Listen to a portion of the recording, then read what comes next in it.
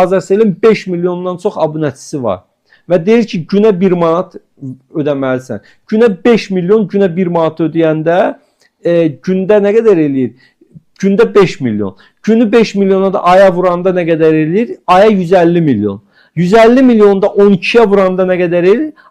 İlə 1 milyard 800 milyon bizdən pul tutur. Hələ tək o şeyin açıq qalması üçün 1 manatla. 1 milyard 800 milyon manat nə demək? Boykota çağırmışdı bəzi.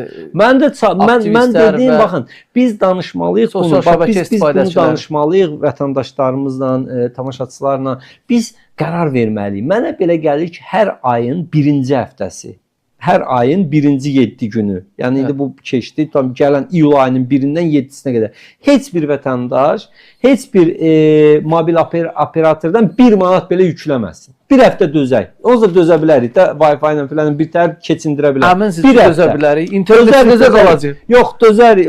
Onsuz da vurmuşuq da. Bir həftə yükləməyək, bircə həftə. Bir həftəyə bizim onlara vurduğumuz ziyan onların ağıllarını başlarına gətirəcək ki, yox, xalqla belə üzr istəyirəm ifadəmə görə məzələnmək olmaz.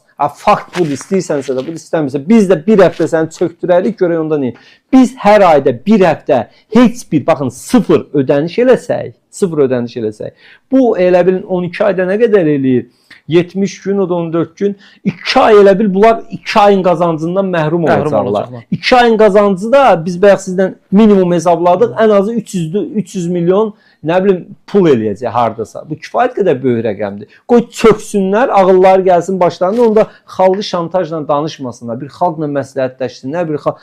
Gəlib mən bir ikisinə də baxdım, böyük danışırlar. Belədir, biz gedin tarif yükləyin filan. Tarifin də qiymətini bizdən soruşmadı, günündə qaldırırlar.